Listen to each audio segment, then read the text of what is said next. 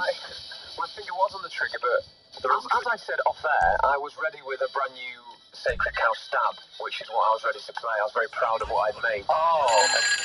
Hey there, it's Rooster. Just letting you know that everything arrived at the hangar in good shape.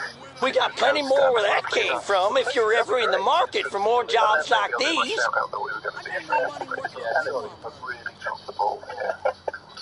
So this is what I've made for you, boys. XFM's Sacred Cow.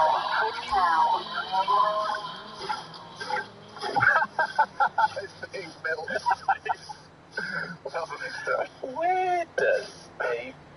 Where does someone source the sound of a cow being milked?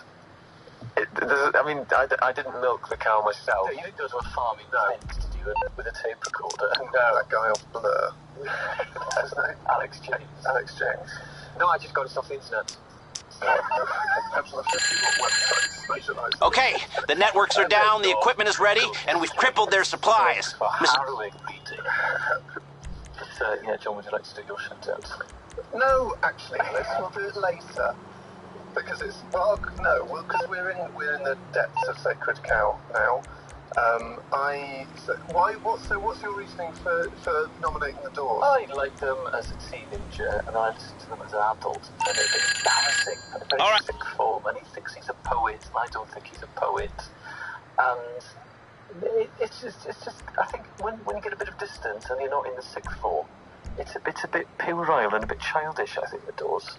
I would. I'm going to stick up for the Doors here because I don't think, because they're such a seminal band from the 60s, very early 70s, I don't think it's fair to criticise them for dating. Their music has dated, I'll give you that, but they were very of their time and a really important band in that time.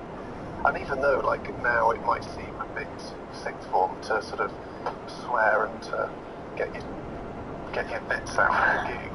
Someone had to do it for the first time for that to become sort of slightly passé. I have a huge problem with tucking a white shirt into black leather trousers. What?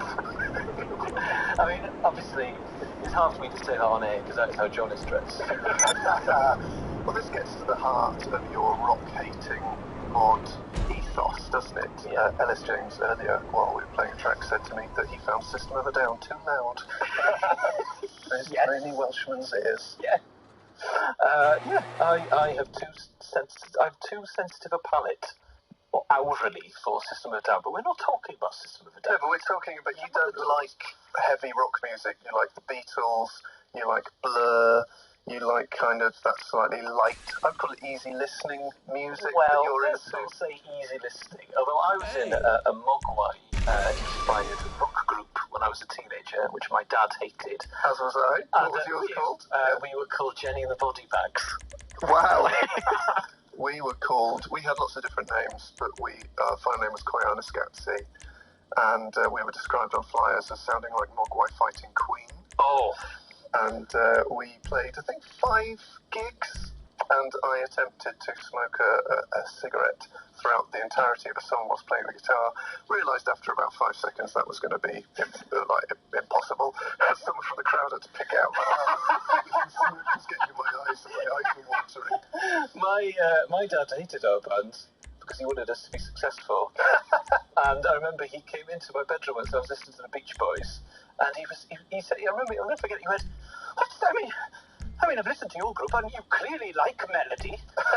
Why don't you incorporate some of this into your own music? I mean, it's ridiculous, some of the stuff he did. He was very angry. He offered to be our manager. And he said, I'll call up rugby clubs and try and get you gigs. I was like, Dad, we're a Mogwai-inspired post-rock group. I don't want to play in rugby clubs, although we did end up playing in rugby clubs. I think to come back to the Doors, there's an argument for saying that they are the hippie version of the Velvet Underground. So Velvet Underground hated hippies and were very against that. But there's a sort of a line between the two. There's extended songs, sort of lots of drugs going on.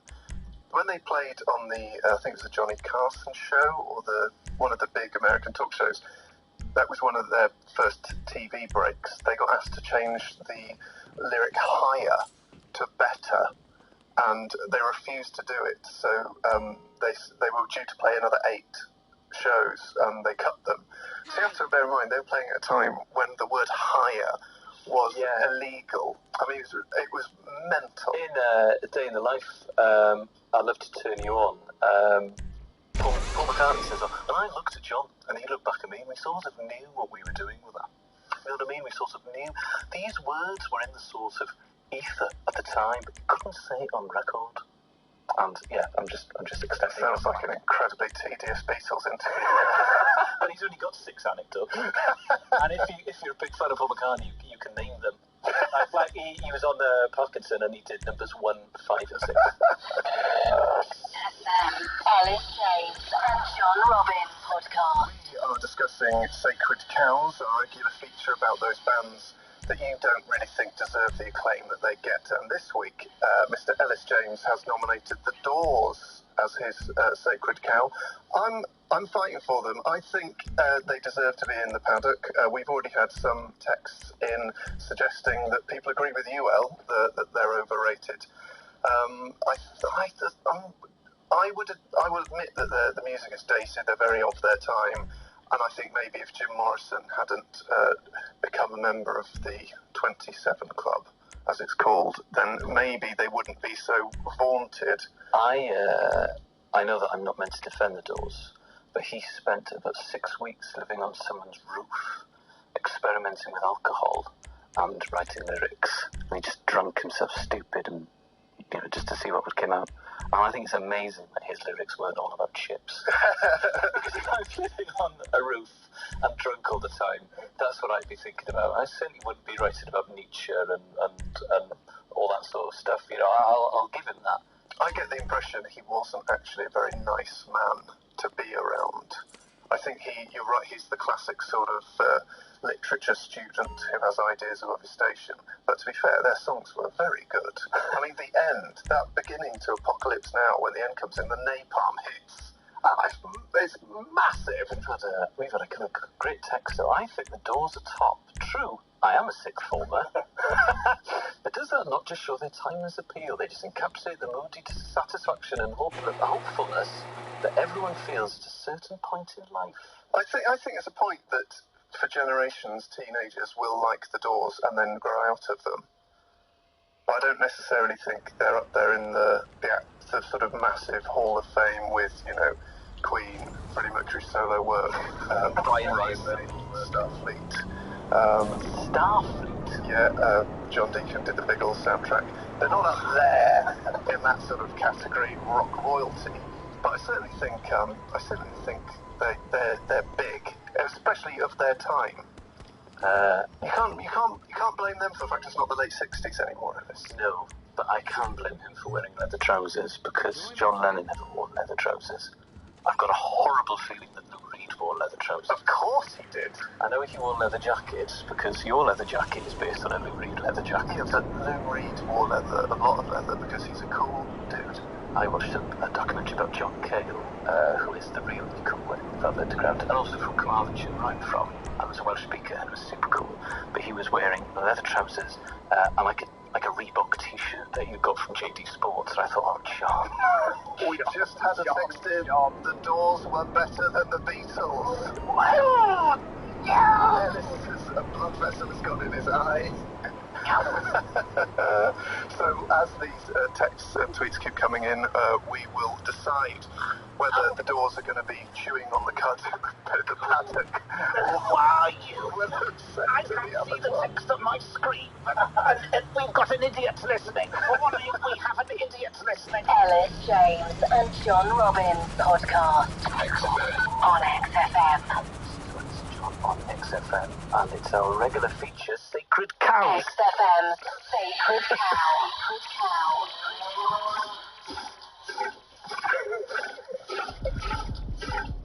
I reckon in a few months' time that little jingle stab is going to be as long as the whole section. Yes, keep added to it. So we'll just go, this is Sacred Cow, here's the stab. After that, coming up, we have the news. I also think that if that stab gets any longer, I'll be hearing it in my nightmares. I'll be waking up, I'll have horrible dreams. I don't really know what to add to it, though, anymore. Yeah, cuds chewing. The sound of the abattoir. Oh, Yeah. okay. Abattoir moods with producer Dave. So, Ellis, we had a text in. We're about to reveal whether the doors, based on your tweets and texts, are going to be put in the paddock or consigned to the abattoir. But you were particularly annoyed by someone who said the Doors are better than the Beatles. Yes. Give me 3 reasons why the Beatles are better than the Doors. Because they are. That's not a reason. That's an opinion. Give me facts. You still hear. I'm blinded by my love for the Beatles, except that I can't make a cogent argument. You need to fashion that love into hard facts pretty soon, Ellis. You still hear the influence of the Beatles in practically all indie bands. I know you hear the influence of the Doors in many. The Beatles make so many different records which have different musical styles. There's a bit of folk, there's a bit of soul, there's a bit of R&B. There's basically all the music in the 60s the Beatles had a go at. And they were great at it all. They never wore leather trousers. I bet I'm going to find footage of like Ringo Starr in leather trousers. Well, maybe once it's split up when he's doing Thomas the Tank. But I mean, it's different then. Okay, I'll give you the Beatles over the Doors. Ever defend the Beatles on air again in this cryptic because I am so passionate about this and I will get it wrong. Okay, so Dave, we totted up the tweets and texts in favour and against the Doors. What is the result? Well, I think a lot of passion both for and against the Doors on the text and tweets today, but I think this morning the Doors are in the paddock, of course. Oh, lovely. We've got Break On Through now by the Doors to celebrate. FM, Ellis James and John Robbins on XFM podcast. From Jimmy Goodwin with his track Oh Whiskey. So enjoys a dram. I hope you enjoyed that. More from him later. Not today here, but has he been playing on lots of XFM shows? Yeah, I'm sure he'll pop along in a few hours again. Absolutely brills. I'm going to do a shout out now because we came in earlier. I don't usually do shout outs because they sort of reek of like pirate radio with men shouting, "This is Elf Hammond, man!" Simon. Giving us some love and all that stuff. I just kind of think it's just an excuse to fill time on radio stations. I mean, I wouldn't slum the technique too much because if we've run out of ideas, the show might just be shout-outs. But we came across, because the shout-outs are usually quite street affairs, but we've had perhaps one of the most elite shout-outs ever. It says, "Hey guys, please can I get a shout out to the Teddy Hall Oxford hockey team on the way to London to play Jesus College Cambridge the college varsity hockey game. Would love some encouragement." That's from Dave. I'm guessing it's the driver with a name like Dave because come on, it's the varsity game. It's Tarquin. Sebastian Rupert. Now I'm not familiar with Teddy Hall. It's St Edmunds Hall, Oxford. I'm not familiar with them because they weren't in as high a darts league as my college were. We were top of the darts league. I was the captain of the darts team. So I'm not familiar with your bar, mate. This shout out is just, I mean, it's one of the most transparent ways for John to let everyone know that it's the old boys network, mate. Oh. Old boys network. A lot of doors open. If you're from Oxbridge, as I know, having been a collegiate for 9 years, and having walked through 0 doors. It's my pass to the big time. I don't want to criticise John, but whenever comics very bitterly tell me that Oxbridge opens doors for comedy, you're the example. I just see, John Robbins, and they go, "Oh yeah," and I go, "He went to Oxford." And they go, "Did he?" And I go, "Exactly." And I've won the argument. But do good luck to you all on the hockey team. Hope your sticks are well oiled. You do oil hockey sticks, I'm not sure. But I hope you trounce the tabs, right guys? That's what people say. That's Oxbridge, is it? Yeah, because Cambridge are the tabs. And what are you? I don't know if we have a bad nickname. I haven't really been involved in alumni activities for a decade. Oh, well, you should, because I think we now all see why those doors didn't open if you've been college. You go, are there dinners and stuff? Is that the sort of thing? Yeah, I think so. And why aren't you invited to these? I think I probably just, the email probably goes to my spam. I've got bigger fish to fry. I haven't. Don't you want to succeed, John? Yeah? I mean, you worked so hard at your A-levels to get into Oxford. And you haven't used any of these. I mean, talk about the old school tie. You're wearing an old T-shirt that's not... Predates my university career. Oh, talent alone, mate. Talent alone. Fingers crossed. Turkey is a charm. XFM, Ellis James and John Robbins on XFM podcast. it's time for Textual David.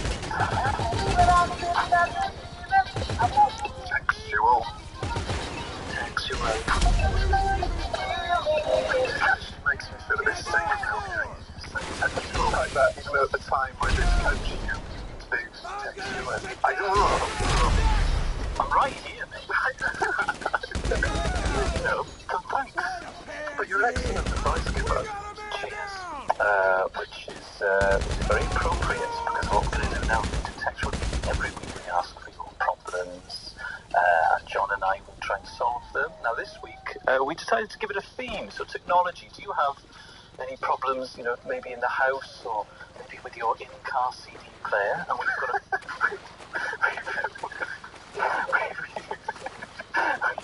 Sorry, it's made myself laugh at my own joke. I'm very smug. But we have a caller, do we not, Dave, who has a problem for us. So it's Sarah. Sarah, are you on the line? Hello. Hello, Sarah. Hi. Hi, right. Do you want to tell John and I your problem? We'll try our best to solve it for you. Yes, well, what it is I'm really interested to get a male perspective, actually, because my partner, my boyfriend, he's always on his iPhone, like all of the time, and I don't know how to kind of talk to him about using it less without making, like, me being a nag, or... Consider sending a text. Yeah, I guess so, but the thing is, it's actually like really rude when you're talking to somebody and they're looking at their phone and they say, oh yeah, I'm listening, but they're not looking at you, they're looking at a game or Twitter or something. What's he doing on his phone? Well, I think it's a variety of things. I think sometimes he's just reading like the internet, and other times he's got lots of very addictive games. Oh, apps what sort of games is he playing? I don't know, they sometimes sound like it's people fighting, and sometimes it sounds like he's winning crystals or something. Sounds like a good game. have you tried engaging with him and maybe, saying, well, what's that game about? Why don't you teach me the game? And then you can... I like crystals as well. Yeah, I like fighting. Have you... Well, because then, that means that we'd both then be playing a game, and also I think it's really silly for a grown-up adult to be sitting around when it's sunny outside and they've got their whole lives ahead of them. Why are they just sitting there on an iPhone? But what if he doesn't like the sun? Some people find the heat too much and it makes their skin feel a bit prickly. What do you think, Alice? You don't have any apps on your phone, so I'm guessing this isn't a problem for you if you're a lady. No, although I do like reading websites. I can't talk about the internet without sounding like I'm 1,000, and I don't know why this is, but my girlfriend has a problem with me going online when we should be chatting about our lives. But you don't have any games on your phone? No, I've not played a computer game since 1993. I just take a Master System. I like a game, because I never had a game console growing up, so having games on an iPhone opened my eyes. It's like having an Xbox. But in your pocket. In your pocket, exactly. I should market for Steve Jobs.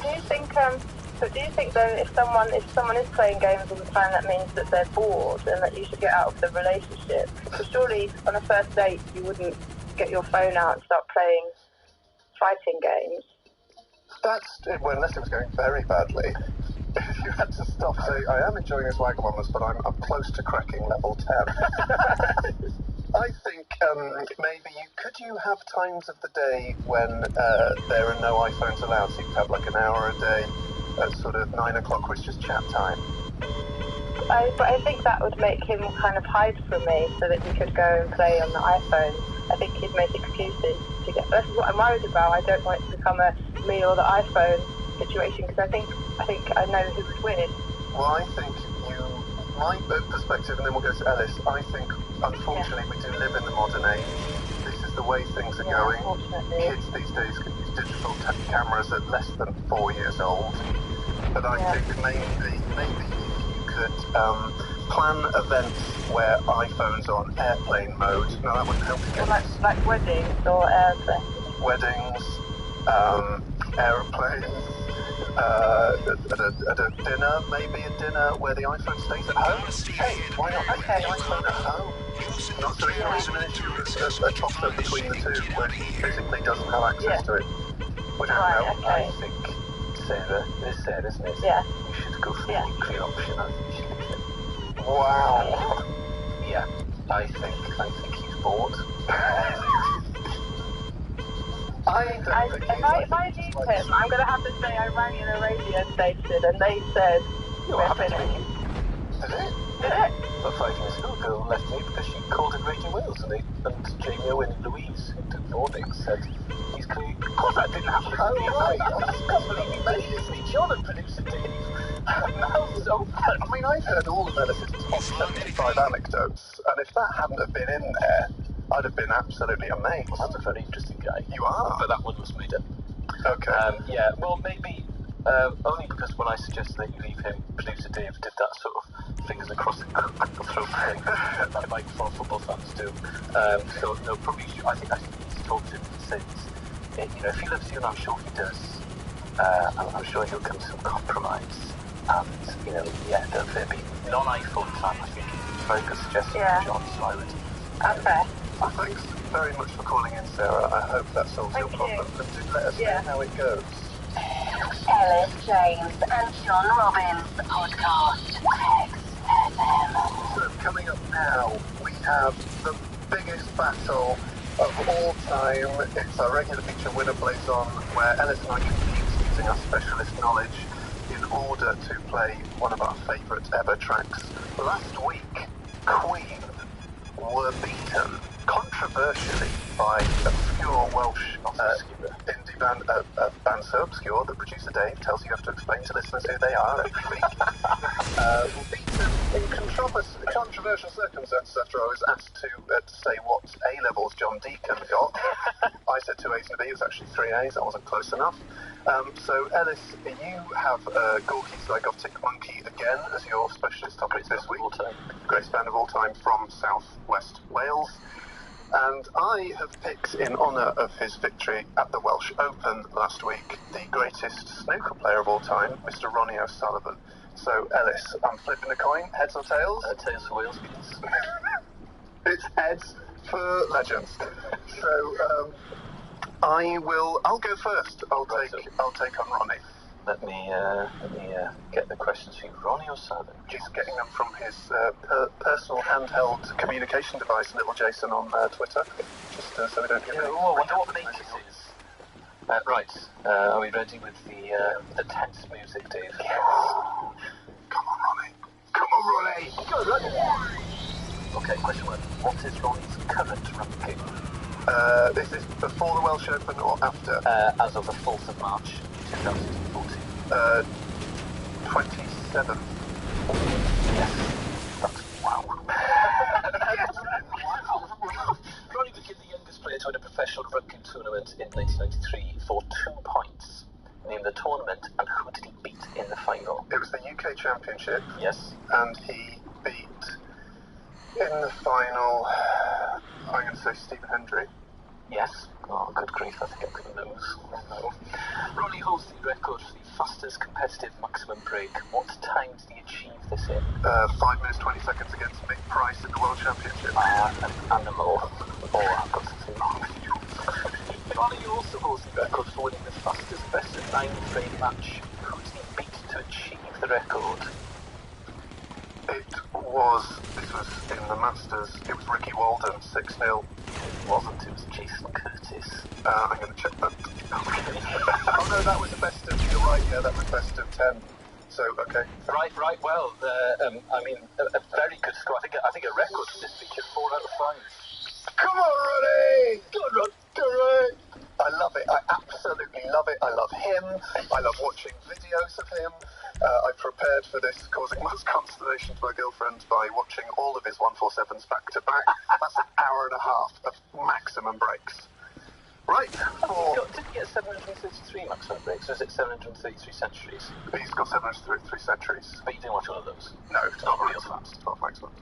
Okay, so 5 questions on GZM, starting now. What was the name of the first compilation that featured Gorky Zygotic Monkey? Oh, Triskaidekaphilia. No, it was what compilation they first appear on? What, an in-record label? Because I think it was Triskaidekaphilia, which is... Well, we can check that. As far as I'm concerned, it's at Elvis in 1993. Name their 4 labels. Mercury, Fontana, Angst. Mercury, Fontana, Beggars Banquet. Incorrect, it was Sanctuary. Which is part of the Beggars Banquet group. What was their last single honest. that charted at number 110? Pardon? What was their last single that charted at number 110? Mow the Lawn. Correct. How many singles has Eros Childs had reach the top 250 as a solo artist? Oh, don't. This is going to upset me. 5. 1. This is a 3-part question. Where was Eros Childs born? The hospital would be Haverford West, because it was brought up in Freshwater. Not the hospital. Freshwater East is correct. What's the grid reference of Freshwater East? 6. And the coastal cruiser bus number 388 runs here on what 2 days of the week? John Deacon say that.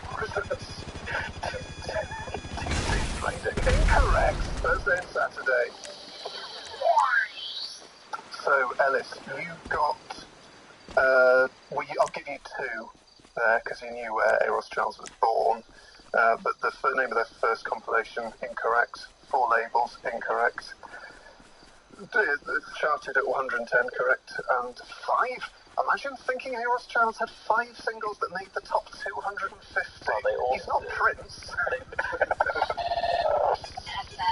Ellis James and John Robbins podcast. We are being tested on our knowledge of youth slang because Ellis has been exposed to youth patois that has befuddled him, and he's had to ask his grandson what all the words mean. So, Ellis, what ones have you got to test? Well, I just like to you did a shout out earlier on. I'd like to do a shout out to the nation's teachers. Because I don't know how you do it. Some of the words they use. But John, I know that you're not particularly useful when it comes to the language you use, so I'm going to test you now. What do you think piff means? Piff, as in the magic dragon. I reckon maybe it's mimicking the sound of a balloon, what's the word? Onomatopoeic. Yeah, I reckon it means when someone's got like an old balloon. So I reckon it means that someone has been deflated. Someone's feeling deflated. Someone says, "How you doing, blood?" "Oh, I am piff. Man, I'm so piff. I could eat a roach from a doobie." That's what they would say. And you are bang on. Am I? Of course you are. No, as if young people need a word for deflated. I mean, they're just, they're just sort of frolicking and bouncing around and enjoying the sun and stuff. And no, the piff means nice. Does it? Yeah, and this is a great text from someone. Piff means nice. Leng or lenge means nice. Leng. Well, it's L-E-N-G. That sounds like a sort of Norwegian word. I was in Norway doing some gigs this week, and leng sounds like a Norwegian word. Norwegian, it certainly sounds like English when you're asleep. Talk in your sleep. And you're just kind of going, "Pedersen? Yeah, talk in sleep. Burger King." Just like, every so often. It was really fun to watch this Norwegian comic. It's 10 minutes in Norwegian. and he was obviously doing a bit about McDonald's, and his routine went like this. It's gone fluent into Kirsten in the fliegen, der big tasty bacon. And the flauken und the spaghetti is on a big tasty bacon. The only English was big tasty bacon. So that became the catchphrase of the tour, big tasty bacon. And then I would go on stage afterwards and try and guess what they had been doing their sets about, based on the English words. But what on earth does the name come from? Big tasty bacon. You can say that forever in a Norwegian accent. You say that forever, I will try to stop you. That's a good name. Big tasty bacon. There's another one, what is it? Peng, or penge. Penge. That's not the same as leng. No. Peng. No, strange. It's either peng or penge. I reckon peng means like to hit someone with a rolled up newspaper for using a cuss word. What's it all about with that old geezer? Oh man, I said a cuss word and he damn penged me on the head with a copy of the New Statesman. What was his problem? I don't know, he's from like Carmarthenshire or something. Reading his New Statesman, he got annoyed because they were kids there and all that. Is that what peng means? Penging someone on the head? Oh, goodness me. No, it means fit, as in sexually attractive. I knew that. Did you? Yeah. I know, I researched it. Peng. Yeah, hard G, yeah. But what is that? Where does that come from? What's the derivation? The etymology. Yeah, what's it?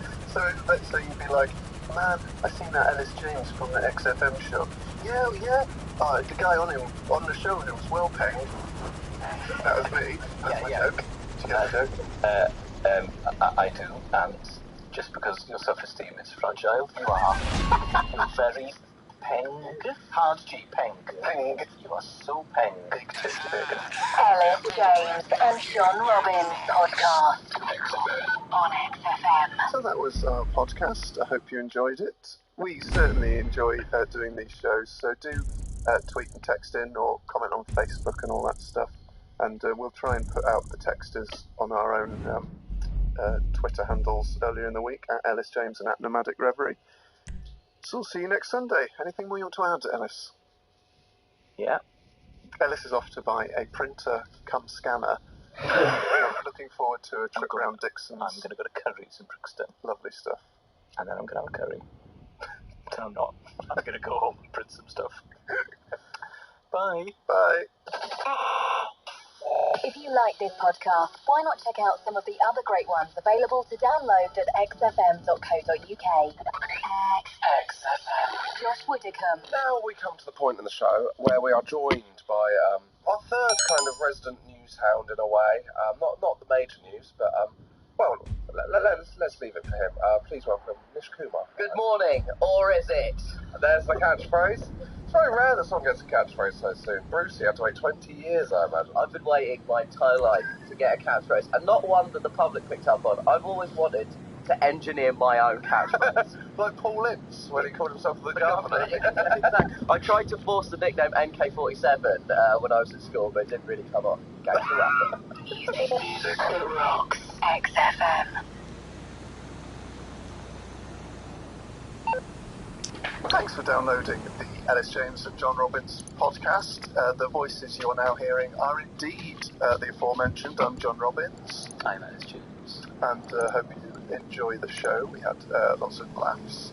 We debated the Pink Floyd in Sacred Cows, and I'm not going to spoil the surprise, but it was another humdinger of A Winner Plays On with Ron Sullivan taking on Man, after that, Merriweather's gotta know Los Santos ain't such an easy market to regulate, right? Let's see what happens when word gets out about this. Gonna have a bunch more opportunities pop up now we're picking up speed. And I got something lined up that ought to be fun. So, 1654, 52 to 1836, 37. Yes, and I saved right for the back end of the show, telling John that I've just enrolled on a plumbing course in Kent. So there you go, two guys with their finger on the pulse of modern culture. Hope you enjoy the podcast, and You can tune in live from 10 till 1 every Sunday. Ellis James and John Robbins podcast. XFM. The Vaccines with Teenage Icon. You're listening to the Ellis James and John Robbins show on XFM.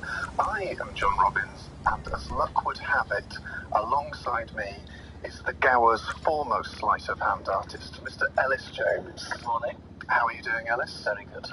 I have word on the grapevine is that you later today are off to attend one of the great Welsh hobbies, because Ellis James, you're going to the Tip. Yes, I'm going to the Tip in West Norwood because I've got a chest of drawers I need to get rid of. And you just chuck in them? Yeah, because it's broken. I imagine for a Carmarthen-based man, a trip to the Tip was like a treasure hunt.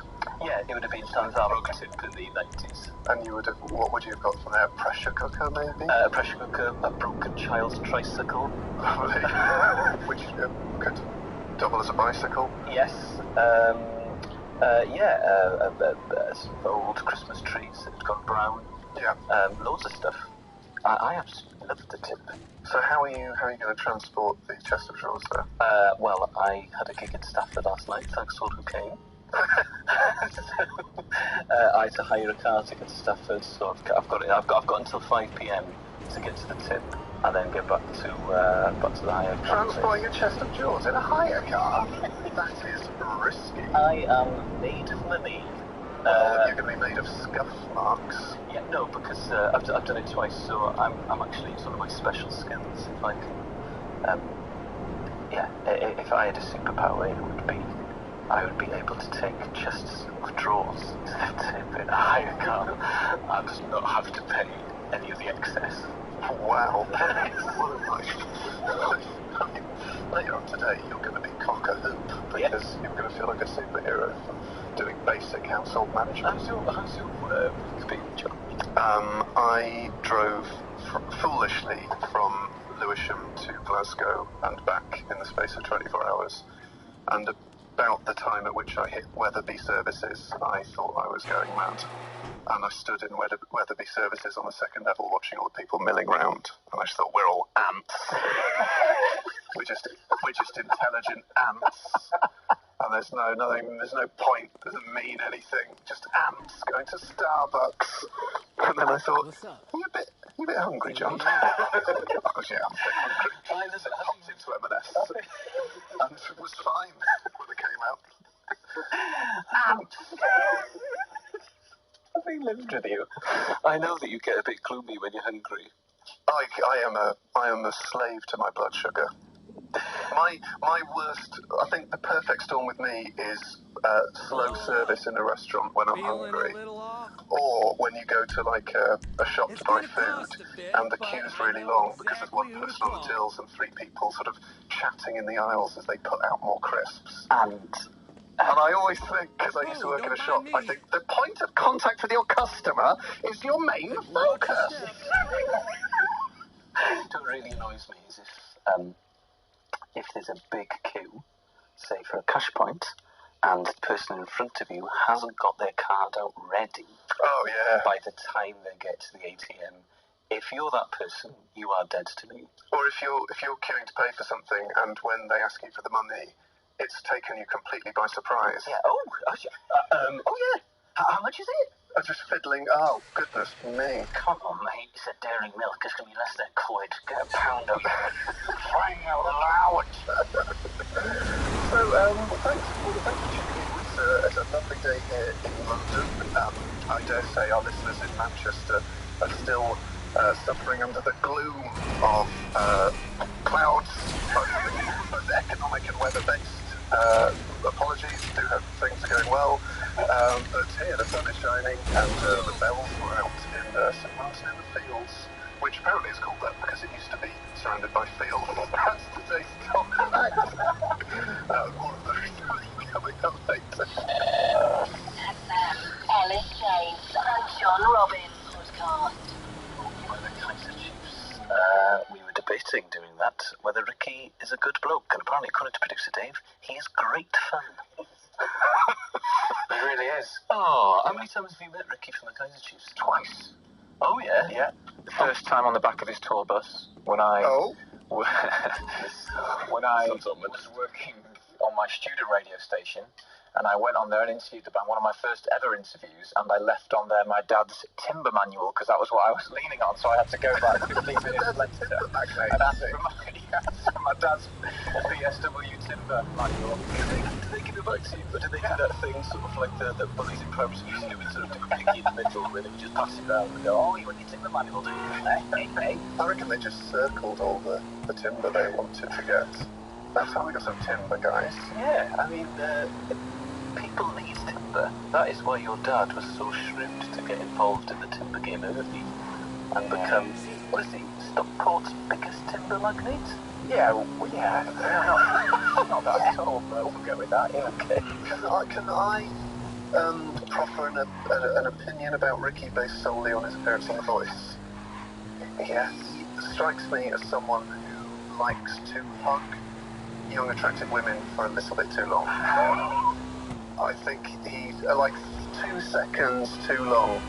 And they go into the hug thinking, oh, great, going to be on Team Ricky. And they come out of the hug thinking, what have I done myself for?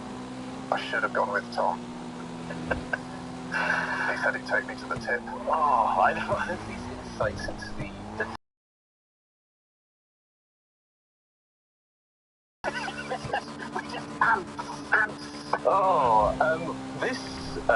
this morning we are talking about collections. Now, yesterday I had to take probably 400 or 500 old copies of The Enemy into my attic, and I know that I'm never going to read them again. Also, I'm betting you think Enemy is a pretty light magazine. That's not going to be too much hard work. But it's the sort of thing like vinyl. You put 5 of them together, suddenly, you think that your lumbar pain is going to be threatened. Yeah. It took me hours. I was sweaty by the end, and also the problem I have is that they move with me from house to house. So I've got The Enemy. I've got When Saturday Comes, a football magazine. A few Qs as well, a couple of Mojos from the last 20 years or so. And the reason I keep them is that when I move house, for about half an hour, I will allow myself to look back and I'll read one article that's semi-interesting. And I think to myself, oh yeah, it's worth keeping. 250 because every 5 years or so, I'll read an article that, because it's old, is now quite interesting to me. Oh, I didn't realise that Bob Geldof was getting in The Enemy as late as 1996. That is interesting, isn't it? That's social history. That's not just a magazine. That says a lot about Britain, where we were then and where we are now. But I'm not enough of a collector so that they're pristine. They're really dog-eared and torn, and there are pages missing, and where I've cut stuff out and put it on my wall. And so I can't. They don't even have any resale value. They're not an investment. It's not an investment. Because I met a girl once, and she was like a 1990s archivist, and her bedroom it was like the National Library, but she had all the Glastonbury programmes from the 90s kept in Beaver Arch files and stuff, and box files full of gig tickets, which looked like she hadn't attended a gig. That is how sort of pristine she'd kept everything. I thought, well, at least then that's sort of have a point, because you could sell it, or it looks quite good. Whereas my coffee-ringed enemies from the late 90s, they are of interest to no one. Not even the bands on the front cover were my copy of The Enemy from there. So we just talk about silly collections and the things you keep and why and the reasons you keep them. So text us on 83936 or tweet us at XFM. This is XFM. Today we're talking about those weird collections you have, maybe stuff you did as a child, which you now look back on and seems bizarre. Ellis is collecting NMEs, Mojos, Qs. First off, like every teenage boy in the 90s, I collected Absolutely Everything Queen. They were on cover of Record Collector. I thought I'd get that. I had a Freddie Mercury badge. I had like car boot sales, sort of pen and ink sketches of the band, all that kind of thing. Or about like a local amateur artist. Yeah. To show off his talents. I also, when they brought out the Made in Heaven album, I got all of the different singles. I've got an ivory coloured vinyl of You Don't Fool Me, the remixes, that kind of thing. Then any normal teenage boy.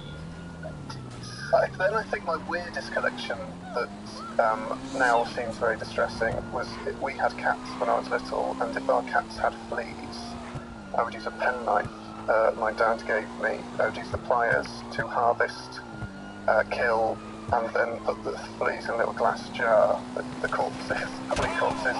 And then I think I got to about 20 when my sister found out and told my mum, and that was immediately put a stop to. Because it's almost like the kind of, it's like the first signs that you might become a serial killer to animals. I can imagine they'd sort of say, well, apparently we never used to kill fleas, put them in a thing. And then the big collection for me was the golden age of farthings. Yeah, this is true. 1654 to 1837. I found myself in the midst of a pretty debilitating farthing addiction. Like any healthy young teenage boy. There were mainly two main periods of my farthing addiction. One was sort of between the ages of about 10 and 13. And then obviously got into Queen. Then when I returned to uni, I got back into farthings because eBay was around. Suddenly, I had access to George III, George I and II, William and Mary farthings in grades I wouldn't have dreamt of as an early teen. And I remember once my friend Robin came into my room at uni and said, what are you up to, John? Are you alright? And I went, I'm just quietly coining. And, I was browsing the farthings on eBay. So, have you got any weird ones like that? I mean, they're all normal. How was school, John? School was fine. Academically, a great success. Socially, up and down. Swings and roundabouts. Hey girls, want to check out my farm? No, John. Did you tell anyone about when friends come round to play, did they see your farthing collection? No, I also had a sort of a collection of football stickers, which I wasn't really into, but I had on hand so that we wouldn't have to get to the farthings. Yeah, I mean, yeah. Yeah, exactly. So I sort of collected normal things as a sort of a disguise. So I had Pogs, wrestling cards. They were like patsies, football stickers, that sort of thing. Do you ever collect anything? Because that farthing collection, you may laugh, but it's now worth more than £100. That's a better investment than your premium bonds. I have an investment strategy to match Ellis's dress wear. It's that of a sort of 60-year-old woman. Yeah, you invest like a pension of farthings and premium bonds. Well, if you can compete with John over sort of strange collections, please let us know at FXM. FXM on 83936. Before then, hold your breath. Go to the surface at a steady speed. You'll be fine if you pass out. The people on board will revive you, because otherwise you are in danger of getting the bends by Radiohead. Ellis James and John Robbins on XFM podcast. We're talking about your collections. We've had a great text in. When I was younger, I used to collect mine from Scab's genuine China heart-shaped box. When my room got redecorated as a child, it was put in the loft not to be seen again. When my parents moved it was uncovered amazingly.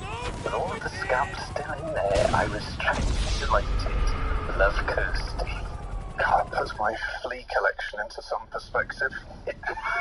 Finding a heart-shaped box full of scabs sounds like something off a horror film.